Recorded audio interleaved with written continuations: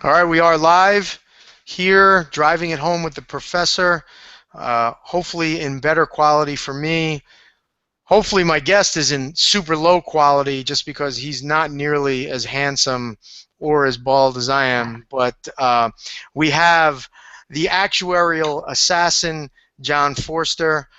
He is an ex-wrestler from Rutgers University, a XFE amateur champion, a purple belt in Brazilian Jiu-Jitsu, new member of our fight team in school that just recently happened.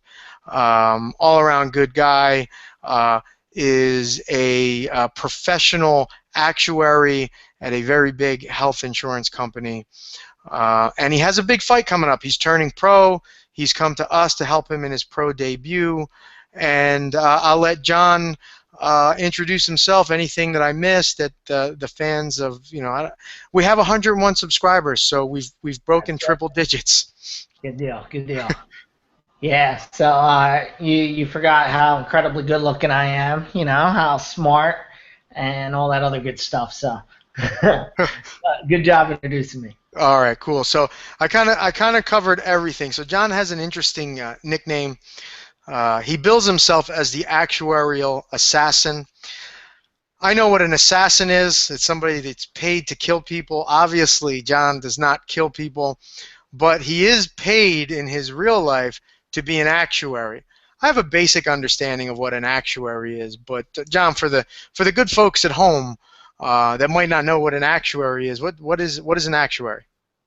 Yeah, and a lot of people don't know, and they don't know because there's a very limited number of them in the country, and just coming out of school, I was a math major, and it's a very intensive math and business oriented job that really, if you look at a lot of the job studies about the best job to have, it is an actuary, and you don't see many of them because the certification process to become one is so difficult, and there's a rigorous exam process that you go through, and the pass rates on those exams are very low, 30%, and you're competing against some of the top the top people in their class that all have very good backgrounds. So essentially what I do for a living is I work for Independence Blue Cross, and I'm the director of actuarial there.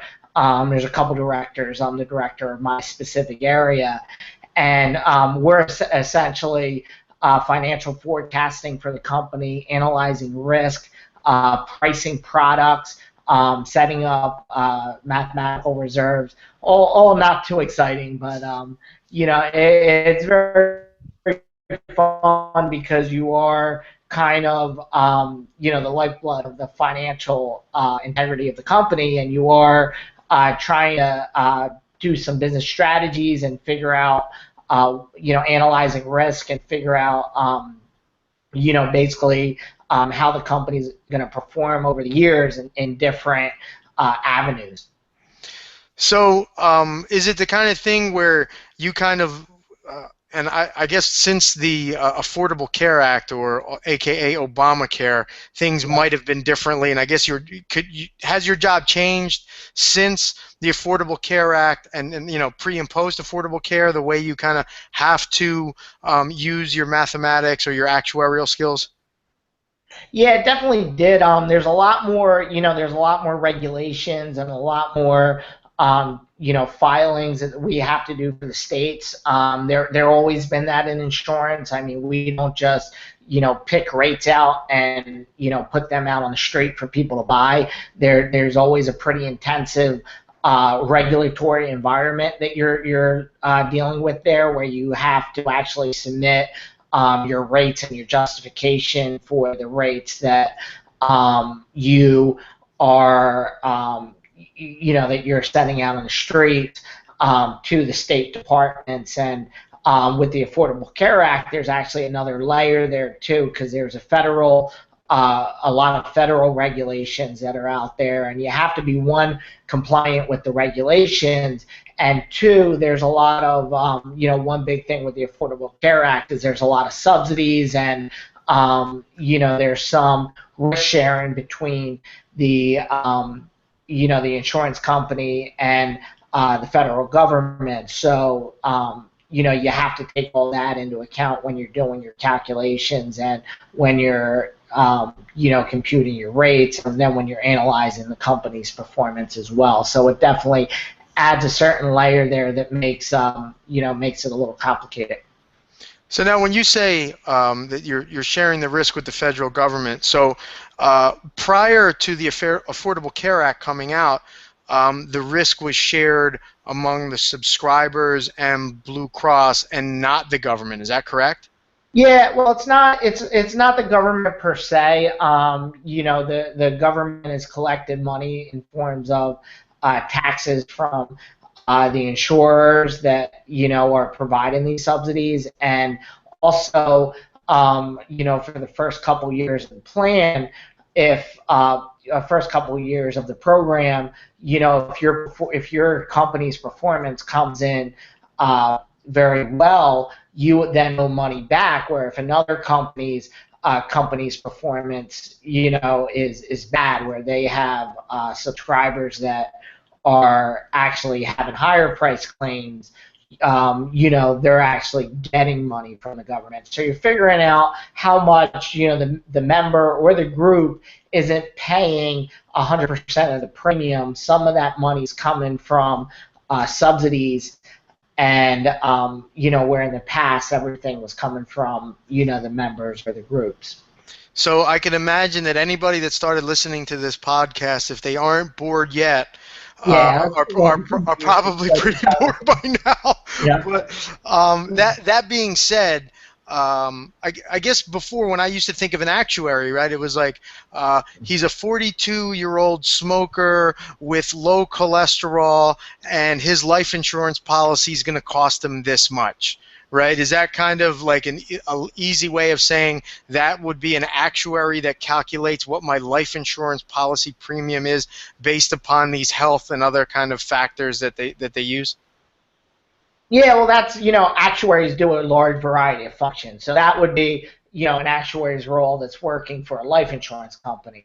There's also actuaries that work in the financial industry that are modeling the stock market, and individuals investors investments. There's actuaries that deal with if you're a company that is trying to sell your business, you might hire an actuarial consultant to come in and do an evaluation on how much that company's worth. So there's a lot of different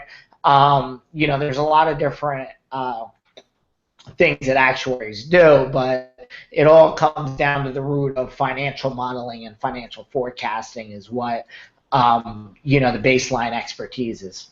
All right. So, not to offend anybody, but it sounds like filled with really smart guys, and that's not the offensive part, Yeah. but nerds and geeks, with the exception being you, right? I mean, and not your colleagues, but having said that, and this is me saying they're nerds and geeks, not you, right? Your colleagues that you work with, these are guys that are actuaries, they're mathematicians, they're guys that have studied it, math at a higher level, passed this test that's not easy to pass, right? Has gotten a good job because it probably pays good money, hopefully, right? And then they see you coming in, you got the cauliflower ear, bruises, your nose is a little mashed up, you're an MMA fighter. How does that go over in the office? I'll tell you what, they love it. I mean, you'll be surprised. I mean, and in our office, I find a lot of people in the actuary profession are totally outside of the norm. In my office, we have we have a bunch of ex-wrestlers. We have other guys that do jiu-jitsu. We have a lot of, I actually go down during my lunch period. I'm lucky enough that the company I work for has an actual gym in the building. So I go down in my lunch period, and we have a good crew of us that go down, and we hit mitts, and we do conditioning. We have. So wait, let me ask you: any of those guys that I just called nerds and geeks, they're not black belts in jiu-jitsu or like pro fighters, right? Yeah. Okay. All right. I'm just making sure. Actually, I'll tell you what. I did have a black belt He's a brown belt or a black belt from Balance that worked for me. That was jiu-jitsu guy. All right, well, I can offend him too because he's probably a little bit under me. I'll say I was probably a black belt before him, but regardless, Yeah, right? definitely, definitely. Yeah, So but it you know, sounds we like you got, got. I think a lot of. Go ahead. Oh no, I'm just saying. I think a lot of that profession. It's a very demanding profession, and you really got to have ambitions to, pursue that, pass the exams, and put in a lot of hours to, to do that work. So it does attract a lot of people with that same personality that are going to, and they might not be doing it in the form that I'm doing it in, where really working hard at MMA, but it does attract that personality of people that are very overachievers and hard workers that, really are, not the average person. They're people that are trying to do other things, outside of sitting behind a desk all day. So. So I'm going to jump around a little bit because this kind of leads me into a question because I always have number one, the grapplers that I have the most problems with are guys that are very good wrestlers. So I have a ton of respect for those guys that when they also have good jiu-jitsu, like the good wrestlers give me more trouble than like just a regular good jiu-jitsu guy. Um, but do you think that, and we're going to get into kind of your wrestling career, but since being an actuary is very demanding, we won't say physically, but mentally, a lot of studying, a lot of prep. Do you think that being a wrestler helped you kind of transition into being a hardworking actuary, but also the hard work in getting your certification and through your studies and all that? Yeah, I mean, I don't think I could have done it without the wrestling background and without going through that grind. I really had an interesting career as being an actuary. You look at your typical actuaries. They kind of start out in lower level positions, and while they're taking their exams and while they're going through the process, why they're trying to get their credentials, they're working, analyst level positions. And with me, this is the third company I'm in, this is the third company that I'm in a director level role in. So I really had a lot more on my plate, and I put in, especially some jobs before the job I'm in now, I was putting in the 70-hour weeks and taking the exams, and I was able to pass them and get my certification. And, it's something that I think I had, that crazy wrestler mindset of being in the gym for, 3 times a day and grinding out, a wrestling season, which is very tough to do. That kind of gave me the attitude and the mentality to keep pushing through and not quitting, and being able to take on those, higher level demanding positions while I was, getting my certification. So, you're an actuary now. You're becoming a, you'll soon be a pro MMA fighter, and we'll get into that. But, what was your wrestling career like? Like, what brought you to wrestling? How did you kind of go through? How did you make it to the university that you wind up making it to? And what was your career like, through those stages? Yeah, I mean, wrestling. I started wrestling, as a really young kid when I was about 5, and I kind of did every sport. I did, baseball, football. I tried everything, and wrestling was the one that, I kind of was drawn to wrestler. One, because it was the only one I was good at. I was horrible at baseball. I was a very slow football player. Football, I guess I was all right, but I think, I didn't have a lot of the physical attributes of speed and just being able to jump high. But So I you're a white guy. exactly, yeah, no,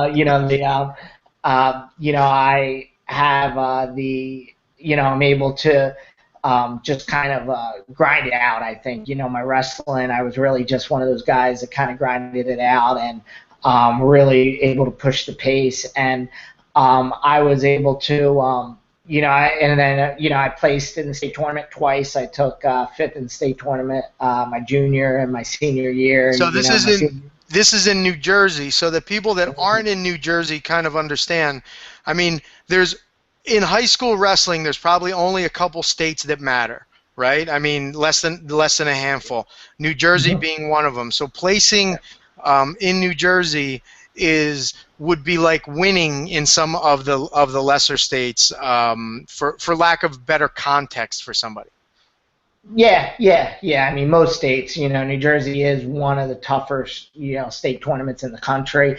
It's right up there, and even some of those other states, they might have different classes, so there might be three state champs coming out of, because you have different group size. You might have three state champs coming out of a certain state, where in New Jersey there's only one state champ. Everybody goes to the same state tournament. So, when you look at the NCAAs and when you look at the Olympic teams, there's a lot of guys from New Jersey coming out of coming out of there. And PA is probably the toughest state in the country, and New Jersey's always right up there in the top five. So. So, all right, so you were, you placed junior and senior year. Now it's time to pick a school or go to a school. And what was that process like? I was, and actually my senior year, I was actually ranked number one in the state, and I had a little bit of a disappointing state tournament when I did take fifth. So Rutgers was a decent school. They're always having a decent record, always right outside the top 25. I think after I placed fifth in the state, opposed to being a state champ. Some of the bigger schools, might have lost a little bit of interest. So, I went to Rutgers, I went to, Seton Hall, Bloomsburg, a lot. And when you say you went, these were recruiting trips? Recruiting trips, yeah. And I was, I wasn't too sure about where I wanted to go. I thought Rutgers was a very good fit for me, just being in the state of New Jersey. It was, far enough where I was away from home, but still close, and it seemed like a very, very good school. My recruiting trip was fun. I had a former teammate of mine went there the year before, so I got a lot of good vibes from the team there, and good vibes from the coach, and seemed like a good fit for me, and it's a good school academically as well. So made the decision to head up the Turnpike and wrestle at Rutgers. So now, what was that like for you? Number one, before you get into that, my understanding is that Rutgers is famous for its food truck, food game up there. And what number one, as a wrestler that's got to cut weight, what was that like? And number two, how good are the food trucks there?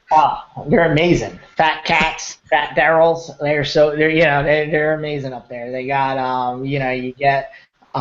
Basically load it with hamburgers, French fries. They throw mozzarella sticks right on the sandwich. So they're good. It did make cutting weight pretty hard sometimes when you got those food trucks, but it was always more like a reward when you weighed in and you didn't have a match for another week. You went and got a Fat Cat, and after the season, much younger then, my metabolism was a lot faster. When it's the off season, you're able to eat there all the time, and it was good stuff.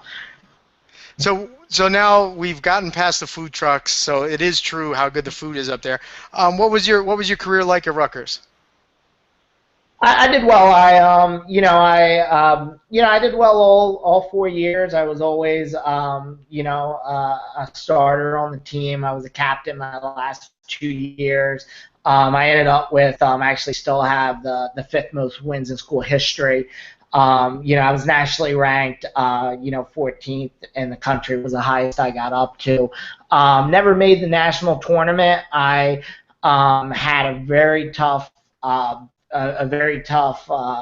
conference my senior year. I lost to Dave Esposito, who ended up taking second in the nationals by about 3 or 4 points in the semis of the conference, and ended up placing fourth and lost to another guy who's always was ranked in the top 10, who I beat once before for third. So unfortunately, I didn't get a chance to go to the national tournament, which I think just my style, I think I kind of always did much better in those big tournaments. I placed in the Midlands tournament, which is the toughest tournament, in the country. So I was a little disappointed I didn't get a chance to go there. But I think all in all, looking back, I think I definitely, I gave it my all. I think I worked hard. I think if I had to do it again, I would have done a couple things differently. I kind of always felt like I peaked halfway through the season. I felt like I always, and even in high school and college, I felt like wrestling season is a grind, and I wasn't as scientific about my planning, and I was always just working hard all the time. And I think I always kind of faded a little. I always wrestled well at the end of the year, but always faded a little bit where I wasn't peaking. And when you're training for a fight, I mean, that's the one good thing is you got 2-3 months where you could say, here's my date, and really kind of manage all your training to that one particular date. Where a wrestling season, it's tough. It's like you're wrestling 3 times a week. You're making weight 3 times a week. You're battling every day at practice. So definitely getting those off days, and I'm more scientific now where I take days off. I make sure I listen to my body more, and I'm more just trying to peak. That week of the fight, I kind of take it really easy that week of the fight, and I feel like when I'm training for MMA now, it's like I'll feel really dragged out when I'm 5-6 weeks out from the fight, but once I start tapering down my training that second and first 2 weeks and 1 week out from the fight, I kind of start to feel like a Superman because, I'm just not putting in all the hours training. So when you transition from high school to college and into wrestling, and it's going to lead me into another question in a second, what was kind of the big aha moment for you? Where like, wow, like I've taken it. Like high school was hard, but man, like what was the key difference in making that transition? Because I talked to and him, Kyle Sermonara, who's Yeah. competed at a high international level, and he's kind of told me some things of going from being a all-American to now competing with guys at the Olympic Training Center and what that was like. But in your case, what was the transition like from high school to college? It's definitely a big different level. Guys are a lot more aggressive all the time and a lot more physical. It's a different style of wrestling. People apply more pressure to you. Again, in college, every match is a tough match. Where in high school, you go through a normal guy who's a top wrestler in the state in high school, you're going to have, maybe a handful of matches that are tough throughout the course of the season before you get to the state tournament because there's a lot of guys that just aren't at that level. In college, everybody's tough. If you're a nationally ranked guy and you're going against somebody who might not be ranked or might even have a 500 record, that guy's going to be a tough match for you. There's no easy outs. And I had a solid freshman season. I was fortunate that I was able to adapt, and just a lot of the stuff that works in high school, just you just find out it doesn't work in college, and you need to make those little adjustments and those little technique adjustments, and you can't give anybody even a quarter of an inch. Where in high school, you give people a little bit of space, they're able to, you're able to get away with that. In college, they're able to get out or reverse you or score some points on you. Now, is that something you realized in the heat of the moment, like at your first initial practices, or was this something the coaches and your teammates were saying, "Hey, motherfucker," or pardon my language, but things have changed now, man. The stuff that you got away with in high school, you no longer get away with in college, or was it more like you realized this yourself? A little bit of both. People do tell you that. They tell you you're in for a different level, but a lot of times you'll just, there's just little things that you're not, controlling guys on top. I was really a good guy on top, and turning guys and pinning them was, that's kind of what I did. And I would notice that I would just have to be much more disciplined uh, in college versus high school, where I had to make sure I kept pressure on guys and getting the wrist, and you kind of learn that a little bit as you go, and a little bit as you make mistakes and guys get out. You kind of think, oh, well, what did I do here, and try to make those adjustments. All right, so talking about your jump from high school wrestler to college wrestler, let's talk about and something you don't have a clear knowledge of yet, but you're preparing for, is you're making the jump from amateur XFE champion to now your first pro MMA fight. If you had to guess, right, with your sparring and current training, what do you think are going to be the big differences once you make that jump into pro MMA fighting from amateur?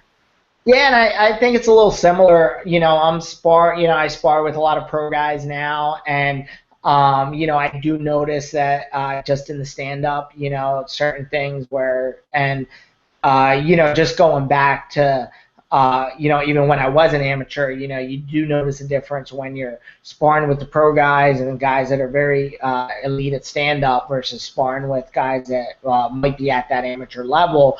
Is you can't similar stuff. You drop your hands for a second, you're gonna get tagged. You're not ready for that head kick. It's gonna come. Where when you're sparring against the amateur guys, you might not see that. With jiu-jitsu, same thing. You give up that little bit of space when you're, on top of that guy in jiu-jitsu against a high-level pro guy or a high-level, belt in jiu-jitsu. He's gonna, look for a submission or sweep you. Where, when you're going against these guys that are amateur, it's a little different. You can get away with stuff. I also know, going from 3-minute rounds to 5-minute rounds, and I'm expecting the guys, at the pro level. I still think one big, the big strength for me is going to be my conditioning, and I'm preparing and I'm banking on that. But I felt like in my amateur fights, I felt like come the second and third round, I was running through people, and I know that they're going to be keeping up with my conditioning more, and coming after me more, and I'm preparing for that, and I'm training a lot and putting in some longer rounds, and I'm doing some more conditioning at lunchtime to get ready to be able to keep that pace. And I just feel like guys, a lot of these guys, that's what they're doing full time, and that's their job, and they don't have a day job like me, working 9 to 5 every day. They're getting in the gym 2-3 times a week, or 2-3 times a day. Sorry, and working on that condition. So I do think that's going to be a big factor. All right. So not to give away too much to your opponent, but kind of like, what can you tell the fans, the people that are coming, all the people that are going to buy your tickets, like, what are the things that you're doing now differently to prepare for your pro fight as before you were, when you were preparing for an amateur fight? Just give them like a little taste.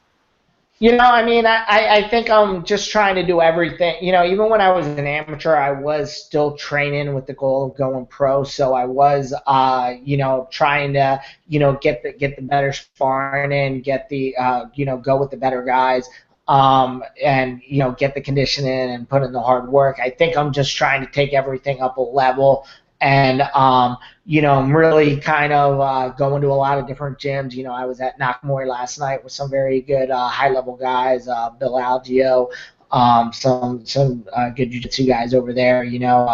Going to Martinez at BJJ and getting sparring with all those pro fighters over there, as well as at your gym, going with a lot of really good jiu-jitsu guys, and just trying to go with the top level talent out there.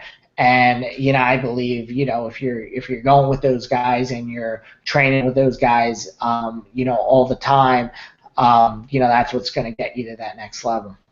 Okay, awesome. So the fans that that are going to be coming to the fight or watching you on Go Fight Live are getting a feeling like, hey, you know what? He's getting the training in. He's training. You're going to Martinez's on Saturday. There's a bunch of pro guys there. Will runs a great program. You're going to Balance on Friday afternoon, and you're doing no-gi grappling there. You're coming to my school. You're going to Nak Muay. So you're really doing a good job of kind of ticking off all those bases and working on your deficiencies, but also making your strengths stronger. So as part of what I see that you're doing in the last couple weeks. But we've only been really working together for a couple weeks outside of kind of me helping you a little bit on Sundays when you were coming. But how's the transition been going from your last team to kind of being on a new team now, what's that been like? And kind of what were the things that you were worried about? What were the things that you kind of like that you're happy about? Like that kind of stuff. Yeah, I mean, it hasn't been too difficult just because I have been, going to, your gym on Sundays once in a while before. So I knew you as a coach, and I knew some of the guys there already. And, have been going to balance a few times and training with those guys. So I kind of knew, what I was getting into, what to expect. I think it's been, very good. I think, as we've been get working on a game plan, and as you've been learning what I'm good at and what I need work at, and holding pads and hitting mitts. I think it's been evolving. I think the main thing was just figuring out the schedule, figuring out what times different practices are, and getting all that lined up in the first week or two. But it's been great. I mean, I've been getting really top-notch coaching and really top-notch training with top guys. And if you want to compete at that level, that's kind of what you need. I felt like at my old gym, I was getting that. I mean, there's some very great coaches there, and some very great tough training partners there. Cheesesteak, Joe Lowry, those guys are very good. One of the big reasons that I switched was, my work schedule is very hectic, so I'm able to, I'm able to have a lot more options to get that top-notch training in, as well as having, you're at the gym for 4 days a week training with one particular coach. Where my old schedule, I had some great coaches, but I was training with a different coach every night. So I think it added a lot more consistency with my training. As well as I'm able to have a lot more options as far as really I got options of 5 gyms now to go to between the 2 New Jersey MA schools and Martinez, Balance, and Knockmore. I mean, there's some of the, they're 5 of the top places, in the Northeast to train. So having all those options and all those different times has been very, very great for me. Yeah, and for the fans that watch the show, and some of the people that know me know that I think my really good friend Tim Carpenter just referred to me as a professional asshole on a post about our podcast that we do together, and I'm fine with that. And when you called me, because I had spoken to you, and I thought you were a good guy, and I was glad that you were coming on Sundays, and I appreciated when we were doing our no-gi pants prep, I reached out to you and said, hey, if you can make it, I'd really appreciate it to kind of help us out, and you did your best to do that. But in our conversation, when you were like, hey, I'd like to make a switch, and come over to you, I was very adamant about saying that what my feelings were on pro fighters, and I used some kind of very not so nice words where I think most of them are pieces of garbage. But and as I'm saying this to you, I go, but I'm gonna kind of let him off the hook here, because I said, John, you're a real human being. Do you know what I'm saying? Yeah. You're not just a pro fighter. You have a fiance. You have a profession. Fighting is something that's just kind of part of your path. Because typically, what I'll say to somebody, and I didn't come up with this line myself, but my friend Justin Master Chim Garcia was like, well, you left your last team. What makes me think that you're not going to leave my team? And that would be with a lot of times with somebody that I don't have a relationship with. I would say that and just kind of not say, hey, you know what, don't bother coming in. But with you, we built that relationship, and I felt comfortable having you come in. But I also felt good about wanting to help you reach your goals, because I think they're very attainable. But also you realize that you're not more important than the group. You're not bigger than the team. You're part of something that's going on, and that was one of the main things where I was able very easily to say yes. So that's why I was kind of glad to hear that the transition has been an easy one, even though I kind of was almost called you a piece of garbage on the phone, but I let you off the hook when I told you you were a real human being. So So going from that, how I'm going to skip over one of the questions because it doesn't really make sense in the context of what we're talking about. But I believe every single fight you've had, you've donated your purse to charity. Is that correct? Yeah, yeah. Well, actually, I started doing that in my second fight. The Okay. first fight, it was more. I really didn't even know what I was doing. I was like, let's take a fight and let's do it. But yeah, I've been. I did 2 fights for the American Cancer Society, and the last one I did was actually Lauren Foundation, which helps out kids with childhood cancer. So, for me, it kind of like I like fighting. It's fun and it's something that I really enjoy doing. And the other side of it is, I really get a lot of support in fighting. I get a lot of fans come out for my fights, and I have I get some sponsors. I have a lot of people that buy my fights on Go Fight Live. I got a lot of people that just supporting me on Facebook and everything. So I see it as a way of I'm not trying to make a living at this. I'm doing it for fun. Really, it is. If I wanted to make a living at it, it is a very tough way to make a living at it anyway. It's not I don't think millions you'd of be able. dollars here, I but I don't think you'd be able to. I just saw your contract, your first pro contract. I was privy to that. You won't be able to afford your car payments. So yeah. don't quit your job at Blue Cross. Yeah, I tried talking my fiance into supporting me on that, but she laughed at me. She's not messing with that. But So yeah, but it's good to kind of give back. I always in the past I did a few marathons for donating to charity. I always try to give back when I can. So I thought it was a good way that a lot of people are buying tickets for my fight. These tickets aren't too cheap. At least it gives them not only me helping out these causes, it's more of, I think it's a good way that everybody who comes and supports me, they're also supporting the cause as well. no, and that's great because when we started talking and we decided it was the right thing for you to come and train with us. You followed it up. If we do get you the fight and the fight's right and all this other stuff. You did one thing that I have yet to have anybody do yet is offer to pay me on top of what you're paying your monthly payments to prepare for this fight. And maybe you heard some of my other podcasts where I talk about how cheap pro fighters are, or maybe you just kind of understand that, hey, there is some extra that goes into helping somebody prepare for a fight. But regardless, once I found out that that you donate your purses to charity, all I really wanted to do was be able to pick the charity. So I was really happy that that was the agreement we came to, because we picked a charity that's near and dear to my heart. So the money will be going to the Home and School Association for Elwyn Seedlings for children with autism. And the reason why it's near and dear to my heart is because my son goes to that school and he has autism. And when I told my wife, she was like, unbelievably, like, I can't believe that he's doing that. And so she thanks you, I thank you. I know that Miss Lamson, who runs the school, was just like unbelievably touched that you're going to be giving the person.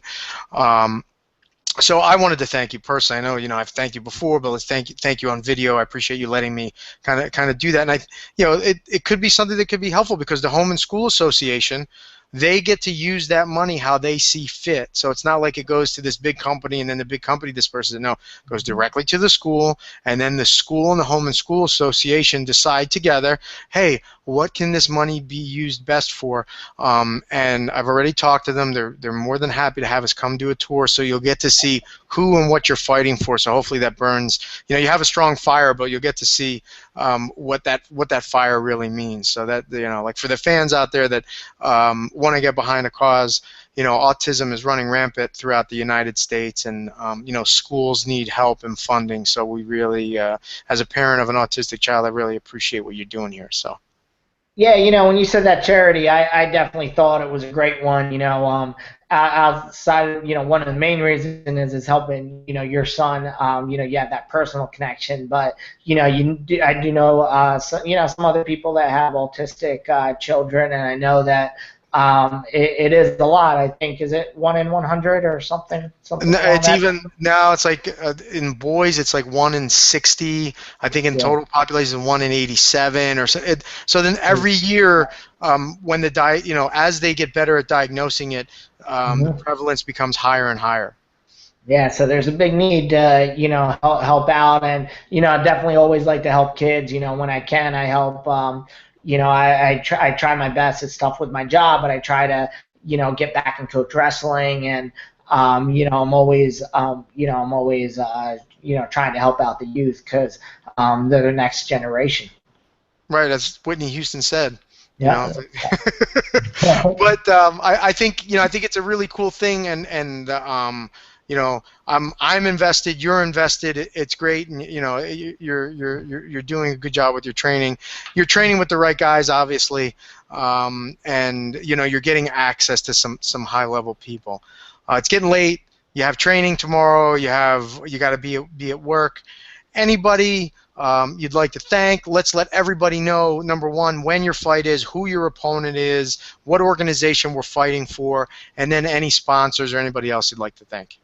Yeah, I mean, I definitely, definitely want to thank you, Marco, first and foremost, and helping me out, helping me prepare for this fight, and all my, my teammates, at NJMA and the other schools that I mentioned, that have been helping me train for this fight, and the other coaches from those schools, Tim Carpenter, Bill Algio, Will Martinez, Rick Melgareese, and everybody that's been behind me, helping me train for this fight. As well as I'd like to thank my team at Datus and the coaches at Datus. That got me to this point. They put a lot of work into me and getting me that amateur title and get me into a position where I am, in a spot to turn pro. Definitely have to thank, I got an amazing support system with friends and family that come out to my fights. Most importantly, my fiance, who she deals with a very hectic schedule where, not only do I have a busy day job, with work on its own, also in making the time for training and everything. And she's very supportive on, working around my schedule, doing anything that she can to help me train for this fight. So definitely like to thank her, and her daughter is my stepdaughter, going to be my stepdaughter, Maddie. She's great as well. So they definitely helped me out a lot, as well as luckily I got a couple sponsors who helped me out for my fight, my last fight. I got Roll Junkie T-shirts right here. These guys are the best. I got Running of the Santas. They donated to my last fight, and they donated to the last charity, and I think they said they're gonna be on board for this one as well. Kalora Printing, who does an awesome job on my banner, and Dr. David Thomas, who gets me my custom mouthpiece so my teeth don't fall out. So Nice. And let's definitely not thank let's not forget about Rob Haydak, the owner of CFFC, who donated 5 front row tickets for us to auction or sell off for the fight as well for the kids at the school. Yeah, exactly. Yeah, for that, that's great, and they're giving me a great opportunity, and I really wanted to fight for them, and my fault for them in an amateur belt bout, and then they bought XFE, which was the other promotion that I fought for that I really liked a lot too. They really do a lot for those fighters, and you look at CFFC and you look at the guys in the last year that are just cracking it through to the UFC. That's a big commitment to them for putting those guys in the position that they're in, and getting the best fighters and getting them the fights to kind of live their dream and make it to the UFC. So you'll be fighting for Cage Fury Fighting Championship CFFC February 28th, Harrah's, Philadelphia. Tickets will be available.